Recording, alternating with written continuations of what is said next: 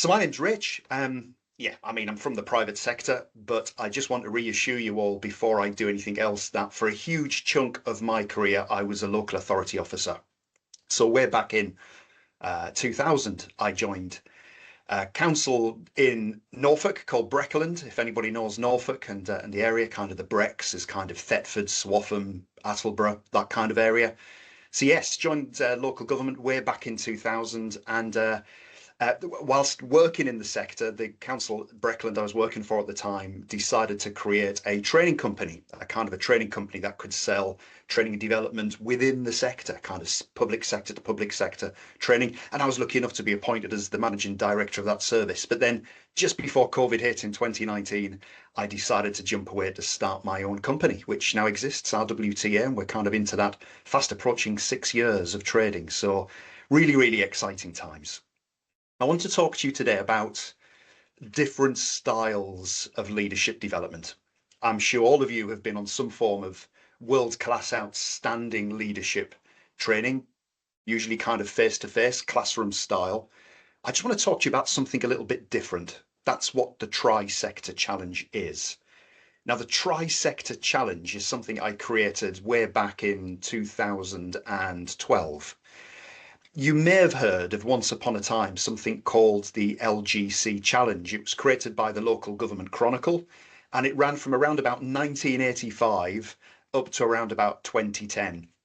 I went on it as a delegate and I fell in love with it. It was an event which gave people an opportunity to have a bit of a taste of what it might be like in the hot seat of a council. So when I created the training company on behalf of Breckland, that no longer existed. So we spotted a huge gap in the market and we created something which was called the Local Authority Challenge.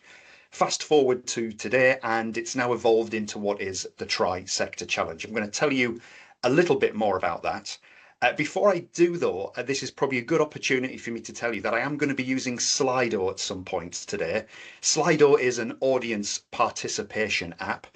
If you've got your smartphone on you right now, it might be worth taking a quick snap of the QR code. That will take you to the relevant pages of Slido. You can also join via slido.com and when asked, add in the number which is 422306. It won't be active now, but if you want to get your phone set up and ready, when I get to the relevant question, it will pop up like magic to you. So yes, Slido will be being used. If you have a chance, quickly click on the QR code. I'll come back to that in a second. So if you haven't quickly got a chance to get your phone out, I will come back to it in a second. Before I do anything, I want to show you a very quick YouTube clip which explains more about the Tri-Sector Challenge. We created this at last year's East of England Challenge. It only lasts about 3 minutes, and I think it'll just give you a nice flavour of what the challenge is and how it works. And then I'll get into some of the insight we've discovered.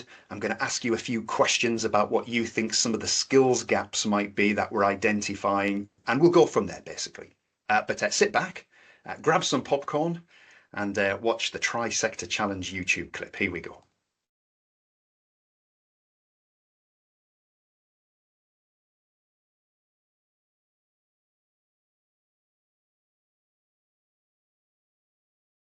There's no sound for me. I just want to see if anyone else can. Yeah. Yeah, no sound. If there was no sound, folks, let me just stop sharing that. Was everybody else not getting any sound? Okay. Let's give it another go. As with always, you forget to do the little slide bar which says include sound, didn't I? That's exactly what I did. So let's give that another go. Here we go. Let's quickly jump back in. I shall start that from the beginning, and hopefully this time we have a bit of sound. Here we go. It's time to think big. This is your opportunity to grab hold of a failing organisation and bring it back from the brink of disaster. Now, this is a time of unprecedented change in our sector, and with that comes panic, uncertainty, a bit of fear, but also an awful lot of opportunity. But grab hold of your organisation and start to make decisions that you feel and wish your senior leadership team had been doing for years. So on that note, folks, the very best of luck. The challenge has begun.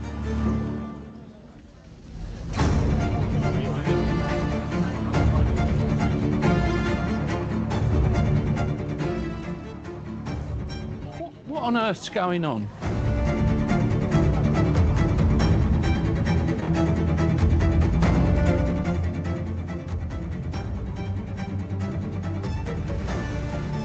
really worried because I take fraud really seriously.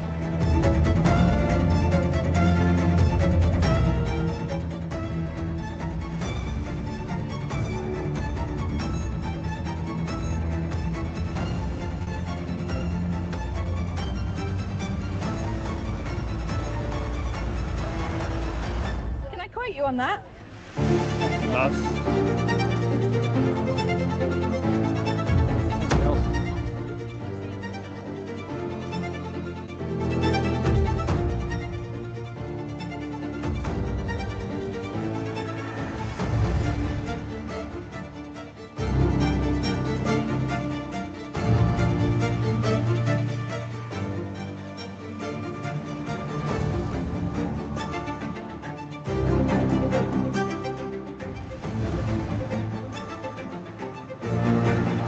Stop what you are doing. We've got some breaking news.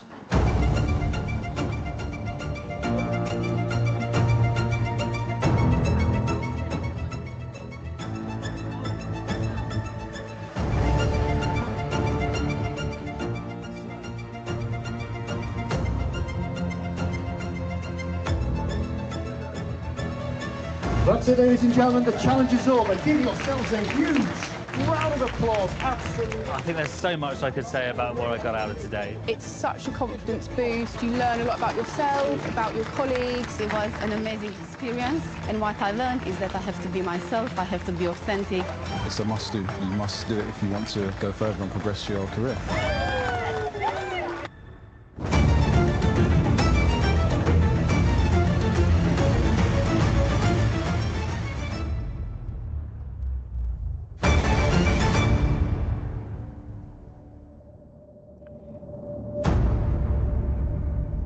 Okay, some very dramatic music there just to finish things off. Crikey. Great stuff. Right. I'd love to know, if we quickly jump into Slido, folks, is who out there on this call today has actually taken part in a tri-sector challenge before? I'd just like to know, just so I know how many people out there probably sticking pins in an effigy of me right now, just so I can be aware of exactly what we're looking at. So I can see about 11 or 12 of you are voting as we speak. Okay, all right. Okay, so the vast majority of us are probably thinking, what on earth is this thing he is talking about? I'll just give one or two more a quick chance and an opportunity to do it. Okay, one or two more coming in. All right, so the majority of you haven't taken part in the challenge before. Okay, that's good to know. Thank you ever so much. Let me just tell you a little bit more about it. Give you a bit of a taste there of what it looks like. What the challenge is, it's a regional learning development event for any public sector organisation. So what I mean by that is, yeah, local authority, they're the bulk of the people who take part, but also NHS, the police, fire, charities, and even actually a little bit of the private sector, as long as it's a private sector company who delivers a public sector service. So effectively, all around the country, each of these regions will have their own individual tri-sector challenge. And what each organisation does is they choose 6 people. And these 6 should be, if you like, the rising stars of the organisation. People who look at those very top jobs and think, yeah, one day that'll be me. It shouldn't be for anyone who is already in a senior post, because, well, what's the point? What's the point if you're already a senior leader having a go at being a senior leader for the day? It's for the rising star, dare we say even the raw talent of an organisation, who really do fancy having a go at being the senior leaders for the day. And ultimately their task, from about 10 o'clock in the morning through till 5 o'clock, is to rescue that organisation from the brink of disaster. So this is a live simulation event where we throw people in at the deep end to really help them develop those leadership skills required to reach the very top. What we try to do is to get them to get away from that operational thinking, which they are brilliant at, and to start trying to get it strategically. So it's one of those huge areas we try to develop during the challenge, is to get them to move from operational thinkers to strategic leaders. That's that big step that we look for. And ultimately, teams who perform the best get crowned as the regional champions. You notice probably at the start of that video clip, there was a group of assessors who were being briefed right at the very start. Our assessors are usually chief execs, directors from the region in which we are at the time. So that's kind of how it works. This is exactly what the challenge is, and this is how it operates. And on the screen, you've got a bit of a snapshot of how many different regional events we've now delivered in each of the regions across the country. At the last back end of this presentation, I'll give you some of the dates for this year's events, if they haven't happened already, just so you can get a flavour of where things might be in your region. But this is since 2012. So since 2012, we did quite a few. You'll see in the east of England there's a big old number 12. That's where I'm based, and ultimately that's why that's had more events than any. But yes, ultimately that's the challenge, and that's how it operates. So to give you a little bit more context of how it works, when people arrive, they are positioned into the mystical land of Burraland. A bit of a nod to where I grew up there. But yeah, Burraland is some country stuck somewhere in the Atlantic Ocean. Nobody's quite sure where it is. But it's a former UK overseas territory, so it looks like the UK, feels like the UK. It's just slightly different to the UK. And the reason we did that is just so we could get a bit funky with certain tax laws ultimately. But people are thrust into the world of Burraland, and the context is they are seconded across from their real life organisation to save an organisation that is about to go under. And again, like I said, that could be local authority, NHS, police, fire, charities, you name it. And this is kind of how the day runs out for them. So every single team get to do the following. They get to communicate with their political leaders. I'm going to share some insight on this in a second, because actually I think political leadership in leadership programs is something that's hugely lacking. When we put people through leadership programs across the public sector, we often forget about the importance of that kind of political awareness, the ability to communicate with political leaders and the ability to manage their expectations too. So we throw them right into the deep end on that one. We also get them to build effective partnerships with each other. So people in the room have to get up from their table, wander to somebody else, and start to have conversations about sharing services and tackling problems together. We get them to solve all of their organisation's problems too, and believe you me, there's one or two. We get them to manage the media. The media come calling at a time when they're not expecting it, and they sit down and start asking really difficult questions. So it's really putting them under the cosh when it comes to handling the media.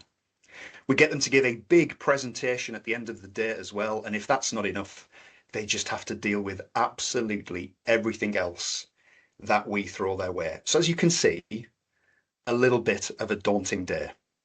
Let's quickly jump back into Slido if we could, therefore. Out of all those tasks, folks, that I've just mentioned, if you found yourself taking part in the Tri-Sector Challenge, which one of those do you think would you find most daunting? And I think I've programmed it so you can choose up to 3 of these. If you found yourself suddenly as part of a Tri-Sector team, and there we are trying to develop your leadership skills, which one of these is going to be the most daunting to you? There's a question. Is it going to be handling that journalist? Is it going to be communicating with that very challenging politician? Is it perhaps presenting on a topic you have very little information about? Problem solving, pretty much 1,000 tasks, or could it be building partnerships with people you've never ever met? Interesting questions. So we're getting some interesting stuff coming back. By the sounds of it at the moment, the way the votes are going, none of us quite like the sound of handling a very difficult journalist, do we? Yeah, I don't blame you either. Yeah, communicating with a politician as well and presenting on something you're unsure about. There's still 1 or 2 to vote, so I'll just give you all a few seconds yet. If you haven't got Slido and you're unable to use your smartphone, maybe use the chat box function if you want to as well. Pop into chat and maybe just list what your top 3 would be, or wouldn't be, for want of a better phrase. What 3 would you find most daunting if you suddenly found yourself at the challenge? Okay, so I think we might be there or thereabouts. That's an interesting one, it really is. So the thing, out of all of you, if you could all list 3, the one you've all listed the most more than anything is that top one, handling a very, very difficult journalist. And I'm not surprised because, again, I suppose it's one of those areas, isn't it? If we're talking about developing our leaders of the future, how many of us actually bring in things like communicating to the public or communicating to stakeholders? Communication's a workshop we often deliver internally, but how many of us weave it into an actual physical leadership program? Because there's communication, isn't there? And then there is really difficult communication where perhaps you have to be stood in front of a TV camera, or maybe a radio station are suddenly waiting for you at reception when you leave the building, and they're asking really tough questions live. How are we preparing our leaders of the future for these types of situations? So I don't blame you all for saying that sounds one of the most daunting tasks. And we do that in the challenge. We do throw them in front of the media to see how they cope, and in a completely safe environment. That's one of the biggies about the challenge. It's a safe environment where they could make as many mistakes as they want, and the world will still turn tomorrow. And similarly, folks, number two, communicating with a very challenging politician. You're right to choose that as second. And third, you've gone for presenting on a topic that you're really, really unsure about. Really, really interesting stuff. Thank you for taking part in that. I think it's time for a bit of a breakout session, actually. I think it would be good to get people in a breakout room now to have a bit of a conversation. I've given you a bit of a flavour of what the Tri-Sector Challenge is. You've had a flavour of what it might be like to take part. It'd be great if you could have a conversation together in groups of what you think or what you see the benefits to this kind of leadership development. So I'll stop sharing my slide. And Lee's driving the ship today, I think, when it comes to breakout rooms. So I shall leave it to Lee. Breakout rooms, and the question being, what do you think are the benefits of this type of leadership development compared to, if you like, I guess, good old classic classroom theory types of leadership? What's the benefits to this one?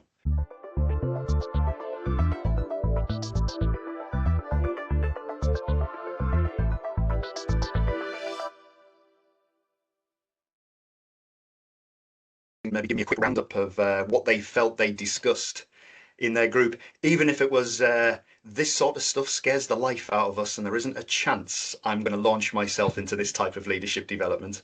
Or perhaps it was, maybe it was, yeah, this is the type of development for me. Tulip, thank you. I'll go to you first. We just talked about how when we deliver training, a lot of the time it's like in a perfect world. So it's like, the theory behind it is like, well, if you had all of the time and all of the people were responding exactly as you expected them to, then this is the ideal, that you would want to do. So he sort of said with the challenge, it's just much more representative of that type of job where you've got 100 things that you're trying to decide on, that you don't have the full information of it, and then something massive comes up and disrupts that. And yeah, so we need to think about how we train people in a realistic way of, what of this 3-hour training course is actually realistic for this type of senior leadership to be able to put into place and take away from it, rather than in an ideal situation. So I think that's the main thing that we said was the realistic nature of it, of the amount of pressure and decisions to be made and disruptions and unexpected, and not having the full picture, etc. Indeed. Yeah, that's a really good thing to point out. And actually what we've discovered through some of the insight over the years of delivering the challenge is, what the challenge really does nicely is it will always dovetail well with an internal leadership program. So what you're talking about is that perfect leadership program where we are talking about the perfect world. It's relaxed. We've got time to think. We'll give you the theory, but then maybe at the end of the program or midway through, let's throw you in two-footed into an event like this where you can put some of that theory to the test. They do dovetail really nicely by doing that. But yes, you're right. That's what makes it really different, is it's the action side of it. Yeah, thank you. Kate, what about you? Yeah, so I'm speaking on behalf of Tanya and Susan, so gig in if you want. Quite a lot of us have got private sector and public sector background, so we'd had the benefit of money and investment to be able to do these things, and thought they were really good. And I actually did something similar a long time ago, over 20 years at uni, where we did kind of an interactive scenario. And then I've also seen it related to the 7 levers of change, which is a book where you kind of, to get staff engagement through change, you know, you put in money here and you put in things here, and then it comes out with a how you doing, and then you can go back and do it. And I think all these things are brilliant, and I've got my own learning style, which is very kinesthetic, so I learn very well through things like this. But I think it's also good for other learners who are more reflective as well. You can get into groups, you can use it.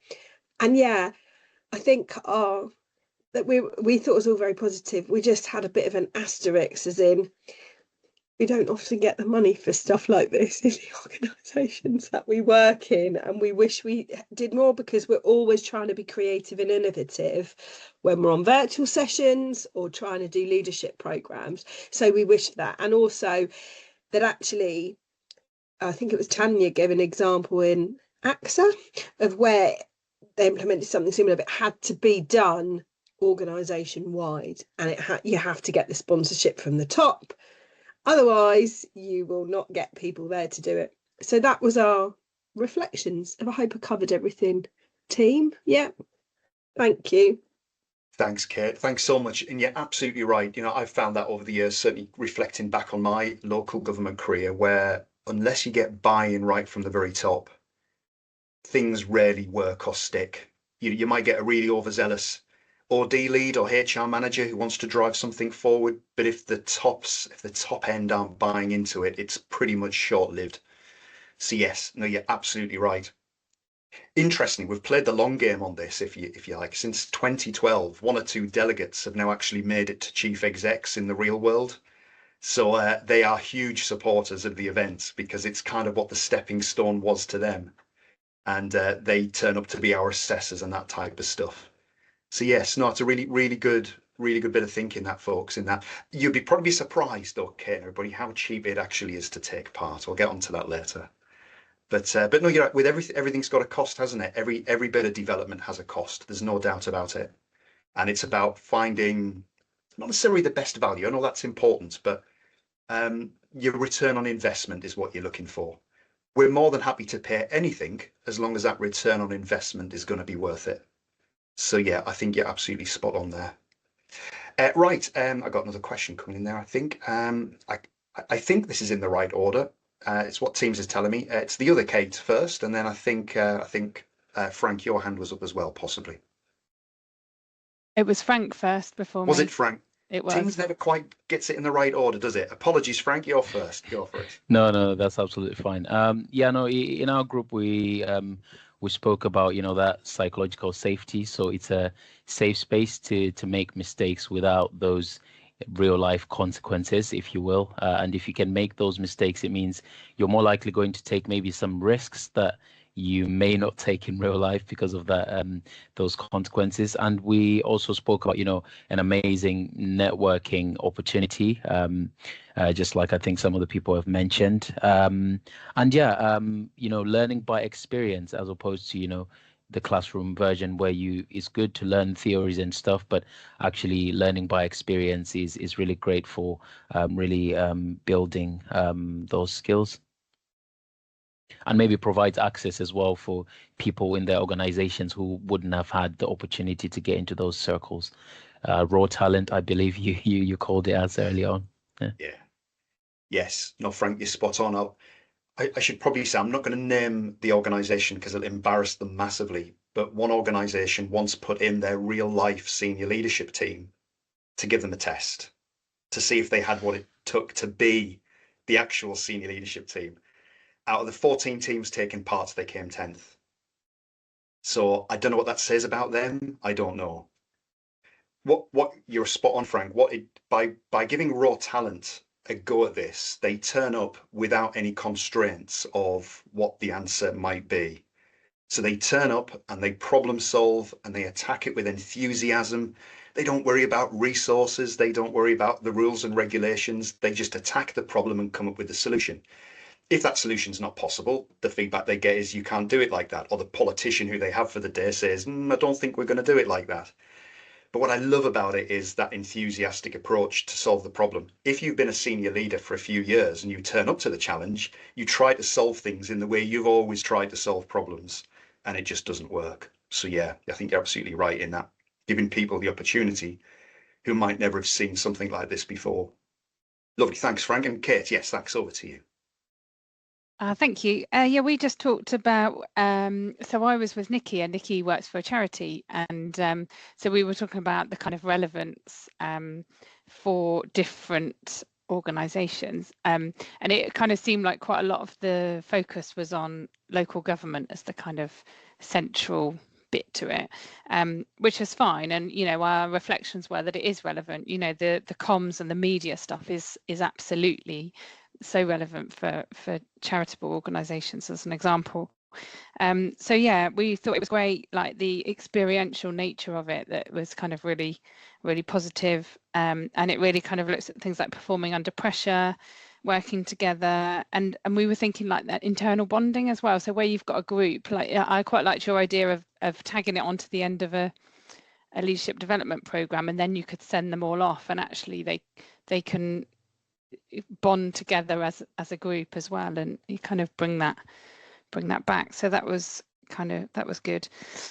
I've got one personal reflection, and I did something really similar to this many years ago. I think I was in my late 20s, so I wasn't really young, and it was NHS based. So I did something down in London, I think it was, and I really struggled, found it really challenging, and my reflections on why I think I found that challenging is because I'm quite an introverted thinker, and so I would say one of the challenges is in a room like that, when it's really fast paced, when you've got a whole day and you're having to like think and move and take action, and it was too much for me.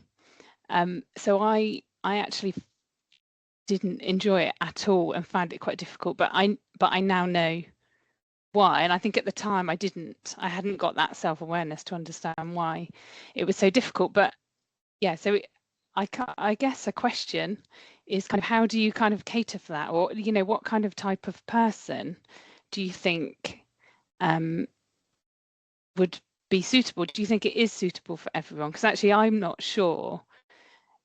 Yeah, I'm not sure that I did learn a huge amount from doing that all those years ago, but yeah, but I didn't know that until I did it. So maybe that's a learning in itself. I don't know. But yeah, I just thought I would share my experiences, which may be different to what other people have experienced.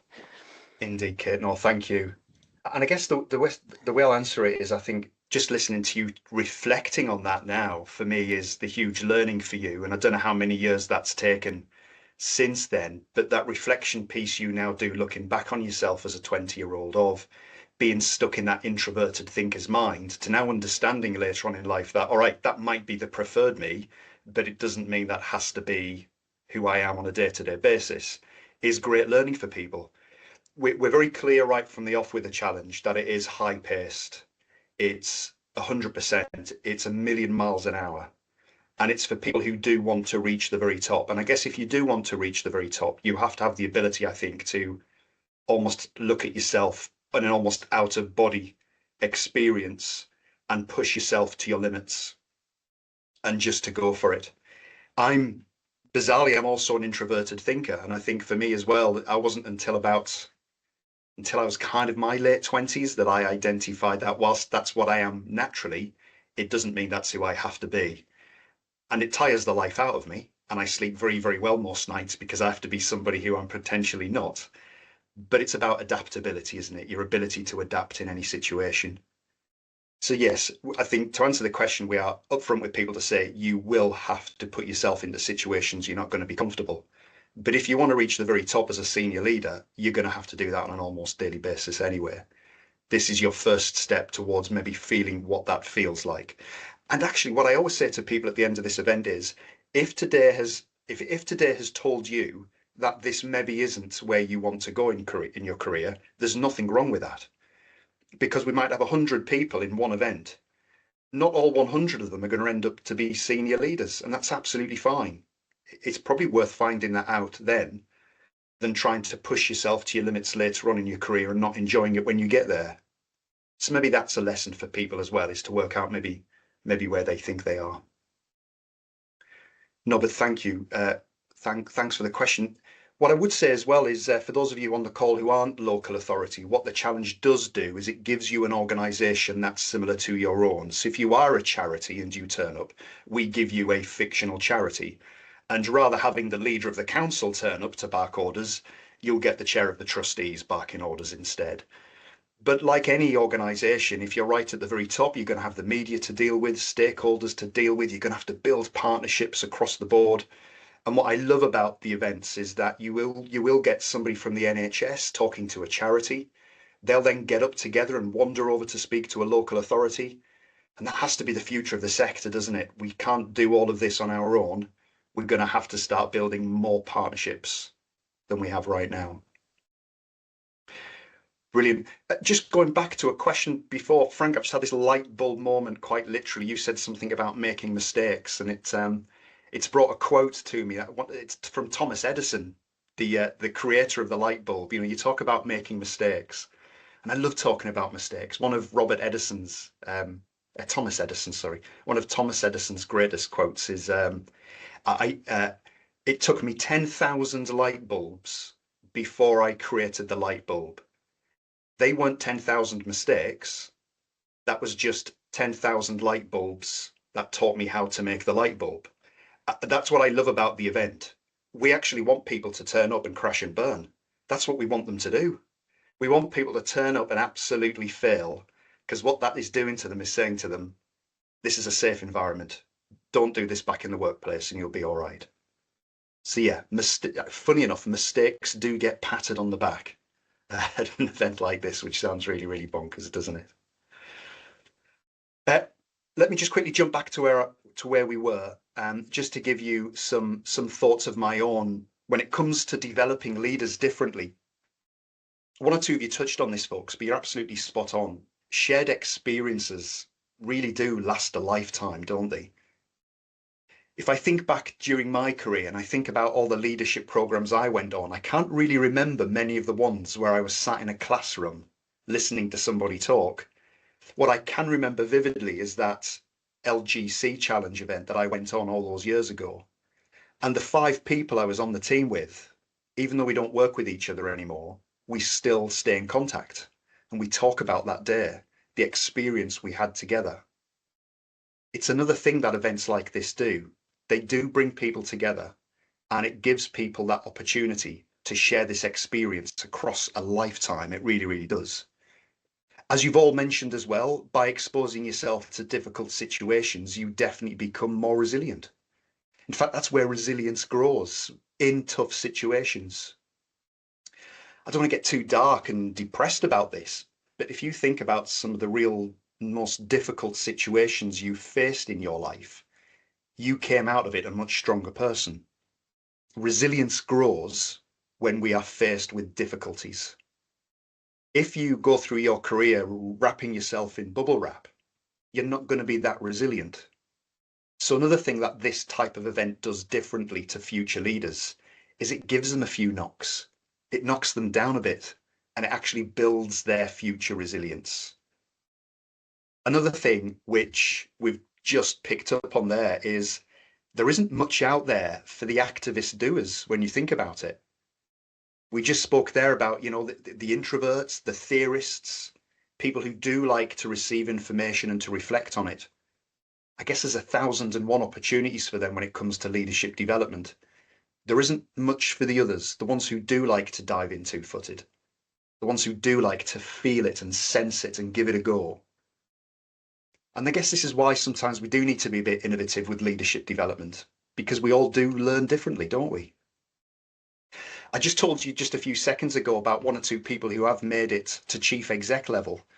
What we've been able to do from last year's cohort, we have identified that at least 30 people who came on last year's challenges have leapt into director posts since the challenge. Now, I'd love to think it's because they went on a tri-sector challenge, and I'm sure if they're all here now, that's exactly what they would tell you. We don't have that evidence to our fingertips, but we have been able to track certain job roles from people, and we know of at least 30 who are now in director roles following attendance at the challenge, which we're super proud about. And we talk about adaptability, don't we? I'll just kind of finish this little slide off with a little thing from Charles Darwin. It's a quote you've seen 1,000 times, isn't it? But it's not the strongest of species that survive, nor the most intelligent, but the ones most adaptive to change. And of course, he was talking about the evolving animal kingdom when he spoke about that. But it's so apt for us as well. And with our future leaders and our raw talent staff who we want to take to the next level, what this type of event does is it does give them an opportunity to adapt in the moment. When everything else is tumbling down around you, you've got 1,000 emails coming in, somebody's just handed you a really important piece of paper, then your counsellors turn up and bark orders at you. Have you got that ability to remain calm and adapt the priorities you have in front of you? That's something that this type of challenge does. I don't think you necessarily get that anywhere else. As we start to come to an end, folks, I'm conscious of the time. I want to get you done and dusted by 1, and we need to have a few questions as well at the end. I just want to share with you kind of 13 years of insight of doing this and around about 6,750 different delegates. Before I do, though, just one final jump back into Slido, and I have a question for you all. What do you think are the biggest 3 skills gaps that we've identified across the public sector during our 13 years of delivering the challenge? This is a word cloud that's about to appear at us. So whatever skill you think our delegates turn up seriously lacking, let me know what you think, and the word cloud will appear in front of us. I think the word cloud may allow you more than one a choice, so if it does, please type as many in as you think you can, and we'll see where we go. So loads and loads of different options so far. Interesting stuff coming through. It's like the word adaptability suddenly has taken the lead. That's the word. And oh yeah, a bit of self-awareness as well. Interesting. Some really good stuff there, such as strategic thinking and confidence, working together, adaptability getting bigger, self-awareness, working together, really starting to grow, working under pressure. Yeah, it's a great graphic that to look at, isn't it? Communications now just got into a 4-way tie with the others. Yeah. A couple of others still typing. I'll just give you a chance to get a few of the bits and bobs in. Yeah, communication could probably slip into listening to others as well, isn't it? Which is a huge, important bit of work. Lack of having difficult conversations just jumped up a notch as well. Okay. Yeah, wow. What a graphic that is to look at. That's an incredible. In fact, I'm actually going to take a quick snapshot with my phone on that one because I think that's an incredible thing to look at. Absolutely got that one. Listening to others just suddenly taken the lead, I think. So more of us thinking that that's one of the biggest skill gaps areas than anything else. Thank you so much. Let me just reveal to you what the top 3 are. These are the big top 3 that after 13 years of doing this, every single session we deliver, we see this. And the number 1, without a shadow of a doubt, is political awareness. And whether that's a capital P, because we're working with councillors, or a lowercase p, what I mean by that is just understanding how the system works, then that is a huge, huge skills gap. So much so that people sometimes turn up for the challenge and don't even realise that the organisation they work in has some form of political leadership within it. Now that sounds crazy, doesn't it? I mean, those of you who work within local government understand how important the politics is. But whether you're NHS or a charity or fire or police, there's still politics involved. There is some politician somewhere or a trustee with political views that's driving the agenda.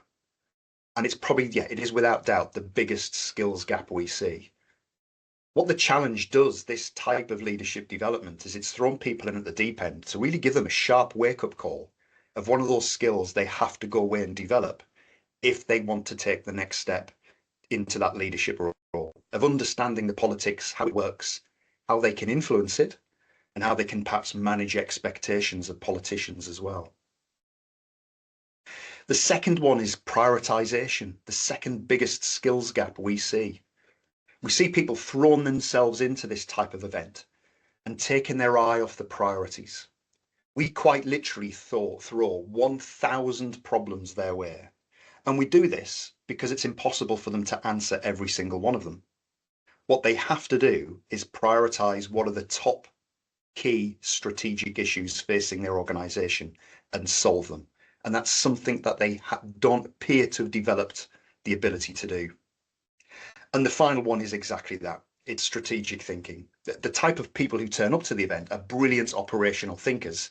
They haven't yet developed that skill for strategic thinking. What the challenge therefore does afterwards is it gives every single team a feedback report which details where they excelled, but also those key areas where they need to develop. And that will involve real life sentences that we've cut and pasted from our assessors' feedback straight to them. And I noticed one or two of you mentioned the word self-awareness in that word cloud. I would think that's probably the fourth biggest skills gap, to be honest with you. I've not got it on the screen, but it is. People who don't have the ability maybe to stop, look around, adapt, change themselves, or even ask themselves the question, how am I performing so far today? Is there anything I need to change about me and the way I'm communicating? So yes, I would say these folks are the biggest skills gaps. I probably should as well quickly talk to you about the magic ingredients of the fire and rescue service. Across the country, we're doing this challenge at the moment. In 3 regions at the moment, a fire and rescue service are the current champions. And I'm trying desperately to work out what it is they have that other organisations don't. And I think I've put my finger on it. I think what makes them different to us, and I should add that the fire and rescue services who turns up, they're not necessarily all firefighters. Some of them are, but they also have back office teams as well, finance officers, HR officers perhaps. I think what they have in the culture at the fire service is the ability not to panic when things kick off. Whether that comes from walking into fiery buildings and putting them out, but there's just a culture of let's stay calm, let's not panic, let's understand what the problem is, and then we'll solve it. Whereas what I see from other teams, it is sometimes panic stations as soon as a new email lands, telling them that, I don't know, the leader of the council's car has suddenly been clamped outside. It's panic stations. The fire service don't really do that. They remain calm. Maybe that's the magic ingredient. I'm not sure. My final thought to you before I just give you some dates for where we might be able to see you this year is, if there's challenge has taught me one thing over the years, it's to lead and develop people like a farmer. And what I mean by that, folks, is this. Never shout at your crops because it'll actually have zero impact. And don't blame your crops for not growing quick enough. They'll only grow at the rate that comes natural to them. The third is never uproot your crops before they've had a chance to grow. Really give them time to blossom. Choose the best plants and put them into the best soil, and irrigate and fertilize regularly. Remove the weeds often, and we know exactly who we're talking about when we say the weeds, don't we? And remember, you cannot control the weather as a farmer, but what you can do is build a plant's resilience to it. And if the challenge has taught us something with people who come onto it, it's all of this type of stuff. We all learn differently. We all blossom at different rates. One thing that's common about people, though, is by going through something like this, they build a certain resilience so that when they get there, they're ready for it because they've tasted it. They know exactly how it feels. So I should show you the 2025 dates. There's an event in the West Midlands at Villa Park on the 18th of September. So if you're a West Midlands region, that's where you go to. The South East and London event is in Sandown Racecourse on the 2nd of October. The East of England event is at Chelmsford Racecourse on the 20th of November. And the South West event is at West Point on the 9th of December. If you're in the Northwest, your event has already happened this year. So next year's event is the 11th of June at the Halliwell Jones Stadium. That's the home of Warrington Wolves. And the North East and Yorkshire will have their own event, but we're yet to find a date for that. So if that's your region, stay tuned. Folks, the website address is there on the screen, and my email address is too. I would love to invite every single one of you on the call to come along to your regional event this year and maybe act as an assessor for us. what that does is it gives you a real opportunity to taste what the event looks like and feels like. And it might give you an idea of whether you want to submit your own team at a future date. But yes, the offer's there. My email address is at the bottom. Please do drop me a line if you'd be bang up for being an assessor. That does involve a bit of role play, or should I say simulation.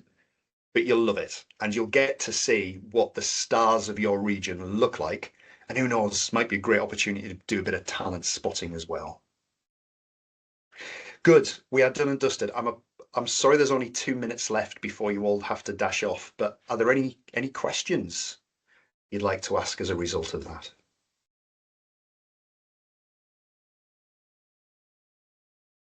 Great stuff. I think we'll go on. Helen, thank you. Go for it, Helen. How much is it to take part? Good question. I didn't say it, Helen, did I? I didn't say it. It's a different price depending on the region, and it's too complicated for me to get in to tell you why that is. It ranges from £500 in the northeast up to 1,999 way down in the southeast. So depending on where, is that per person or like no, per that's six? per team. That's per six. Yes. So for 6 people, it averages around about, if you take an average, about £1,500, but it's never as high as 1,999, which is the southeast. London, east of England is the same. And yes, that's for a team of 6. Yeah, indeed. Yeah. I just see there you're South Yorkshire NHS, aren't you? So yours would be the Northeast and Yorkshire event next year. That would probably be as low as 500 for a team of 6, which is insane value, I think. Yes, indeed. Thank you. Paula, thanks very much. You've mentioned the fire and rescue service. What other emergency services have taken part, or charities? Yes, so the police have taken part in the East of England event. Norfolk Police put a team in, and up in the Northwest as well. I think I get this right. Merseyside Police Authority, I think they'd be referred to in the Northwest. Only one charity to date has taken part, and that's the Gambling Commission in the West Mids. They're the only charity, if you like, who've taken part. Charities, I think it's tough for charities because whatever sector you're all from, training budgets are tight. For charities, it's even tighter. So I think sometimes for a charity to find potentially £2,000 for a team of 6 can sometimes wipe out their entire annual training budget. So yeah, we'd love to get more charities involved, but just the one to date. Yeah. Thanks, Rich. Thanks, Lee. Cheers. Thanks so much. Thank you so much for giving up your time. Really kind of thought-provoking, particularly the kind of insights from the events as well. And the bit you said there, having been in it last year, not being one of those that have jumped up to a director level yet. So at some point, sure, maybe a few more years, definitely feel seen in terms of that panic setting in. And I think it's a brilliant experience for that, of self-reflecting on it. Takeaway from me, and I've got colleagues on the call where we would already have these conversations, is about how do we incorporate that experiential learning in what we're doing internally as well. And I know you've talked about the challenge. I know you've gone in and worked with organisations to run their own type of internal challenge as well. So I think some real food for thought about how we can incorporate that element and the benefits that we've talked about in our own internal programs too. So thank you for giving it time. We'll share stuff afterwards as well. And I know if people have got questions off the back of this, we'll share those contact details again, Rich, that people can jump in and get in touch with you. Thanks, Lee. Thanks, everyone. Thank you, everyone. Thanks for joining again. See you in the next one. Thanks. Bye.